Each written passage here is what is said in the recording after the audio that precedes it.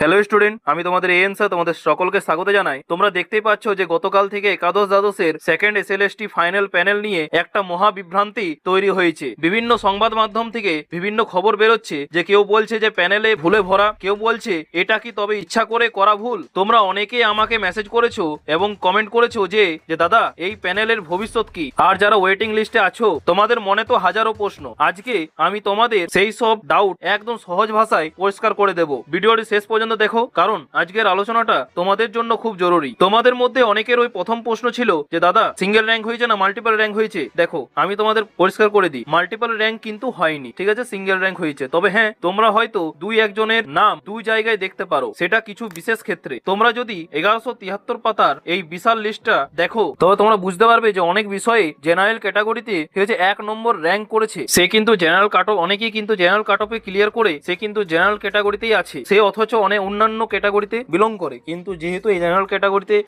Clear করেছে তো general ক্যাটাগরিতে কিন্তু নামটা রেখেছে। এর মানে হলো সিঙ্গেল র্যাঙ্কিং এ হয়েছে, ঠিক আছে। তবে একটা বিষয় মাথায় রেখো যে জেন্ডারের ভিত্তিতে কিন্তু মাল্টি র্যাঙ্কিং হয়েছে, অর্থাৎ একজন ফিমেল ক্যান্ডিডেটের নাম মেল ফিমেল এবং শুধুমাত্র ফিমেল এই দুই ক্যাটাগরিতেই থাকতে পারে। এছাড়া যদি তোমরা দেখো যে একজনের নাম ওবিসি এবং এসসি দুই জায়গাতেই আছে, তবে বুঝবে সেটা বড় ভুল এবং সেটা নিয়ে মামলা হওয়ার প্রবল সম্ভাবনা, ঠিক আছে। এবার বলে সবচেয়ে বড় প্রশ্ন এবং গুরুত্বপূর্ণ প্রশ্নে, যেটা ওয়েটিং লিস্ট, তোমাদের কি সুযোগ রয়েছে? তাহলে তো বলে রাখি, এবার আসি তোমাদের সবচেয়ে গুরুত্বপূর্ণ প্রশ্নে যে ওয়েটিং লিস্ট থেকে কি কেউ চাকরি পায়, যদি পায় তবে তোমাদের চান্স কতটা। তোমাদের বলি যে ওয়েটিং লিস্ট থেকে কিন্তু প্রতিবারই ভালো সংখ্যক প্রার্থী চাকরি পায়, এবারও পাবে। কেন পাবে তার কয়েকটা কারণ তোমরা বুঝে নাও। এক হচ্ছে ফিমেল ক্যান্ডিডেট ফ্যাক্টর, ঠিক আছে। ফিমেলদের নাম যেহেতু দুই জায়গায় থাকে, তারা যখন একটা সিট বেছে নেবে অন্য সিটটা খালি হয়ে যাবে, সেই খালি সিটে কিন্তু তোমরা যারা ওয়েটিং এ আছো তারা ডাক পাবে। আর দুই হচ্ছে দূরত্ব সমস্যা, কারোর বাড়ি হয়তো ঝাড়গ্রামে, ঠিক আছে, সে সিট পেয়েছে জলপাইগুড়ি, তো বর্তমান যা মাইনে তাতে অত দূরে গিয়ে চাকরি করা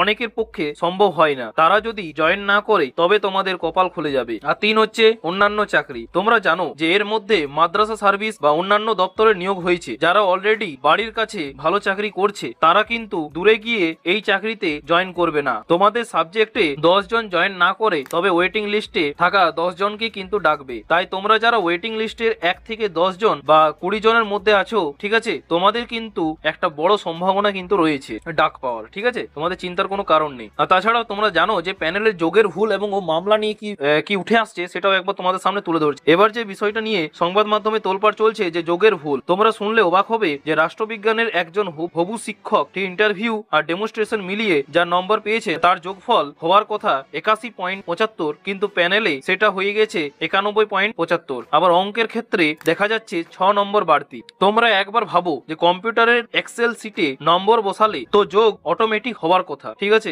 সেখানে এই ভুলটা কি করে হয়? অনেক আইনজীবী সন্দেহ করছেন যে এটা ক্লারিক্যাল মিস্টেক নয়, বরং এটা ইচ্ছাকৃত মিস্টেক, ঠিক আছে। তোমরা অনেকেই ভাবছো যে এসএসসি কি চাইছে যে আবার মামলা হোক, এই ভুলগুলো যদি সংশোধন না হয় তবে কিন্তু মামলা হবেই, ঠিক আছে। আর তার ফলে নবম দশমের প্যানেলেও আটকে যেতে পারে এবং না হলে পেছোতে পারে আরো। সবশেষে তোমাদের একটা কথাই বলবো যে প্যানেল নিয়ে তোলপাড় হচ্ছে ঠিকই, ঠিক আছে, কিন্তু তোমরা যারা যোগ্য প্রার্থী তারা ভেঙে পড়ো না, ঠিক আছে। তোমরা যারা ওয়েটিং এ উপরের দিকে আছো তোমরা দ্বিতীয় কাউন্সিলিং এর জন্য প্রস্তুতি রাখ, ঠিক আছে। প্যানেলে ভুল থাকলে কমিশনকে সেটা ঠিক করতেই হবে। আর তোমাদের যদি আরো কিছু জানার থাকে তোমরা অবশ্যই কিন্তু কমেন্টে লিখতে পারো। ভিডিওটা তোমাদের বন্ধুদের সাথে শেয়ার করে দাও যাতে তারাও এই আসল খবরটা জানতে পারে। আর চ্যানেল নতুন হলে অবশ্যই সাবস্ক্রাইব করে রাখো, ঠিক আছে। পরবর্তীতে আরো কোনো নতুন আপডেট এলে অবশ্যই এই চ্যানেলের মাধ্যমে জানিয়ে দেওয়া হবে। থ্যাংক ইউ, পাশে থাকবে, সুস্থ থেকো।